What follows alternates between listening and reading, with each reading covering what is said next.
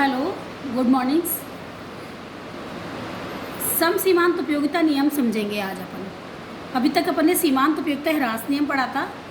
सीमांत उपयोगिता ह्रास नियम के बारे को एच गॉसेन का प्रथम नियम कहते हैं और मांग का नियम सीमांत उपयोगिता नियम पर आधारित है। लेकिन आज अपन पढ़ेंगे सम सीमांत उपयोगिता नियम। सम सीमांत उपयोगिता नियम को एच गॉसेन का द्वितीय नियम भी कहते हैं। इसे आय आवंटन का नियम कहते हैं। आय आवंटन का नियम क्यों कहते हैं? क्योंकि उपभोक्ता के पास साधन कैसे होते हैं? सीमित, और आवश्यकताएं कैसी होती है? अनंत।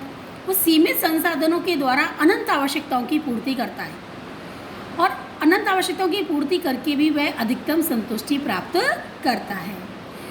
इसलिए आय को इस तरह से बांटा जाता है सभी वस्तुओं पर कि उसे अधिकतम संतुष्टि की प्राप्ति हो, इसलिए इसे आय आवंटन का नियम कहते हैं। प्रतिस्थापन का नियम भी कहते हैं, क्योंकि एक वस्तु के स्थान पर जो पहले हमें उपयोगी होती है उसको पहले परचेज करते हैं, इसीलिए इसे प्रतिस्थापन का नियम कहते हैं। इसलिए इसे कई नामों से जाना जाता है, जैसे कि उपभोक्ता के पास साधन सीमित हैं और आवश्यकताएं अनंत होती हैं। उपभोक्ता सीमित साधनों के द्वारा अनंत आवश्यकताओं की पूर्ति इस प्रकार करता है कि उसे सभी वस्तुओं से प्राप्त उपयोगिता कैसी हो जाए? समान हो जाए और अधिकतम संतुष्टि की प्राप्ति हो। इसे अपन गणनावाचक दृष्टिकोण के द्वारा मानेंगे। यानी गणनावाचक दृष्टिकोण में उपभोक्ता के संतुलन के लिए यह आवश्यक है कि एक्स वस्तु की सीमांत उपयोगिता एक्स वस्तु की किसके बराबर होनी चाहिए?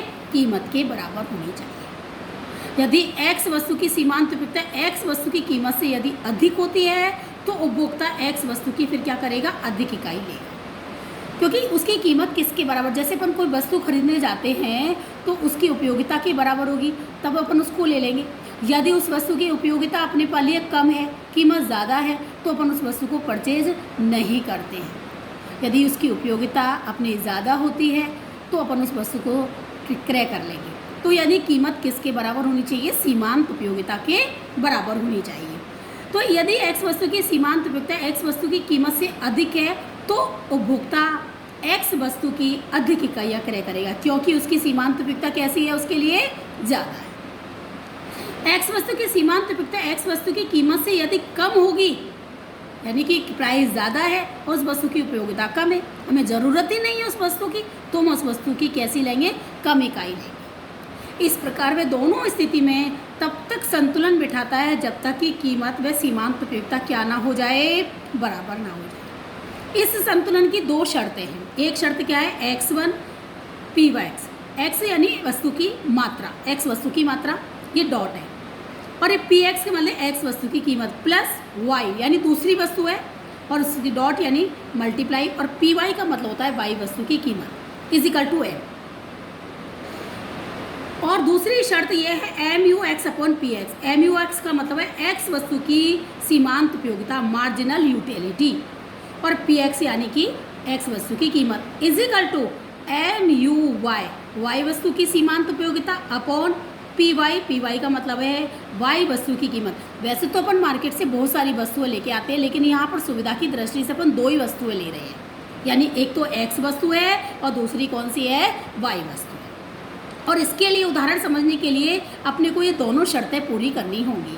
एक शर्त है आपकी x1 p.px plus y.py is equal to m का मतलब है बजट। हमें मार्केट में जितना भी रुपया लेके गए हैं सारा रुपया कैसा करना है?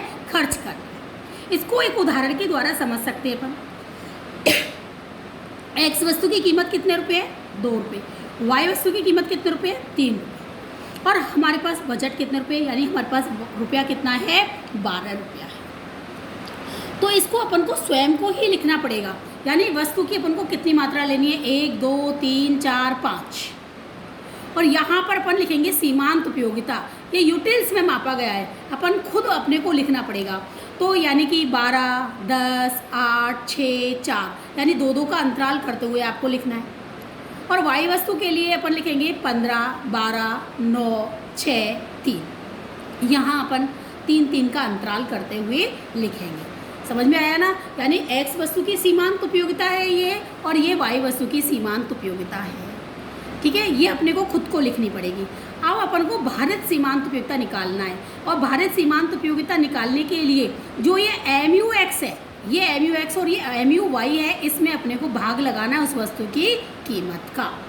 तो यानी कि mu(x/px mu(y) P Y. P x कितना रखा था अभी अपन ने बताया था 2 रुपये, यानी कि पी एक्स इजिकल टू कितना है 2 और पी वाई इजिकल टू अपना कितना है 3 रुपये। अपने सवाल में लिखा हुआ है, ये अपन ने उदाहरण बता रहे हैं। तो ये जो 12 है, 12, 10, 8, 6, 4, इसमें अपन को 2 का भाग लगाना है।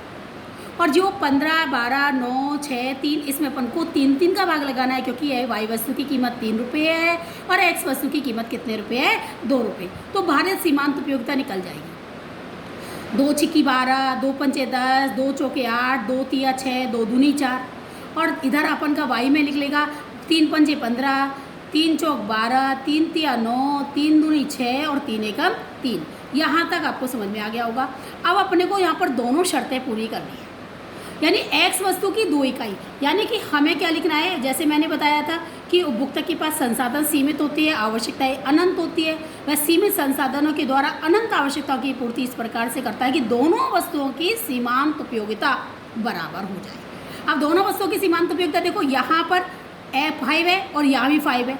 दोनों वस्तुओं की सीमांत उपयोगिता कैसी हो रही है आपकी, बराबर हो रही है दोनों वस्तुओं की, क्योंकि आपको मैंने अभी बताया था इसमें 2 शर्तें होती हैं।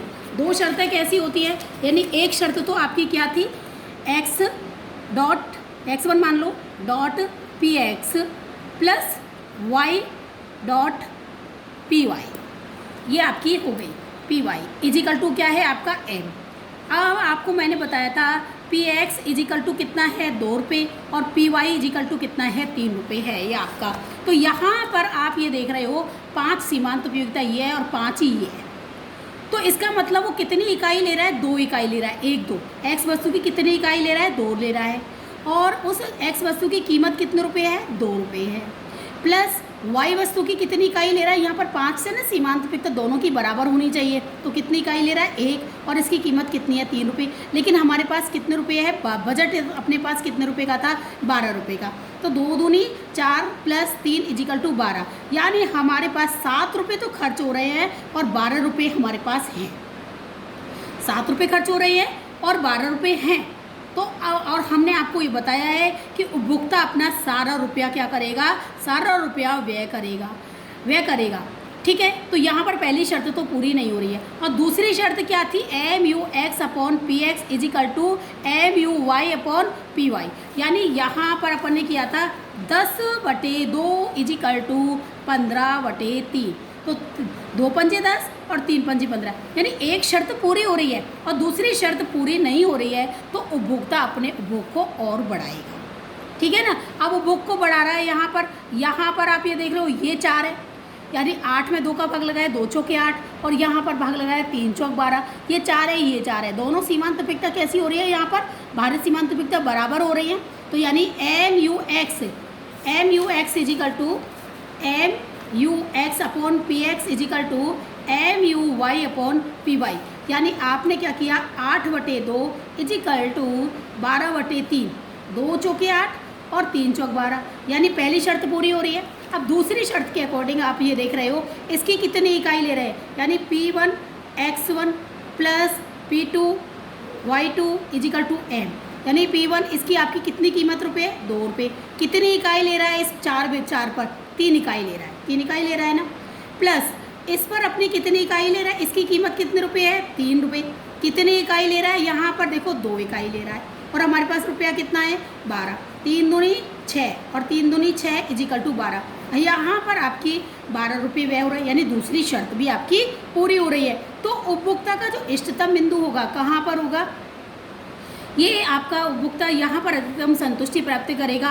एक्स वस्तु की 3 इकाई और वाई वस्तु की 2 इकाई क्रय करता है तो उसे अधिकतम संतुष्टि की प्राप्ति होती है और वह दोनों शर्तें पूरी करता है। इसमें भी आपको लिखा हुआ है, देखो यहाँ पर लिखा हुआ है एक्स वस्तु की 2 इकाई वाई वस्तु की 1 इकाई लेता है। यहाँ पर M U X upon P X is equal to M U Y upon P Y पूरी होती है, किंतु पहली शर्त x1 P x plus y1 Y P Y is equal to M पूरी नहीं होती है। जैसे 2 × 2 और 1 × 3 किया, 4 + 7 हो गया, जबकि बजट सीमा अपनी 12 रुपये है। माना जाता है कि उपभोक्ता संपूर्ण रुपया व्यय करता है। अब उपभोक्ता अपने उपभोग को बढ़ाएगा और एक्स वस्तु की 3 इकाई और वाई वस्तु की कितनी इकाई क्रय करेगा, 2 इकाई क्रय करेगा, जहाँ पर दोनों शर्तें पूरी होती है। अभी मैंने आपको समझाया ही था, x1 पी एक्स और y1 P Y is equal to M, यानी 3 3 यहाँ पर हो रहा है 3 इकाई ले रहा है, ये 3 गुणा कितने रुपये है 2, और यहाँ पर कितनी इकाई ले रहा है 2 इकाई ले रहा है, और कितने रुपये है इसकी 3, तो 2 तिया 6 और 2 तिया 6, 3 दूनी 6 इजिकल टू 6 और 6 12। पहली शर्त भी पूरी हो रही है, यहाँ भी यानी 8 बटे आपने 2 किया, 12 बटे 3 किया, 4 4, ये भी शर्त पूरी होती है, और यहाँ पर उसको अधिकतम संतुष्टि की प्राप्ति होती है। ठीक है, ओके। कल अपन पढ़ेंगे तटस्थ वक्र।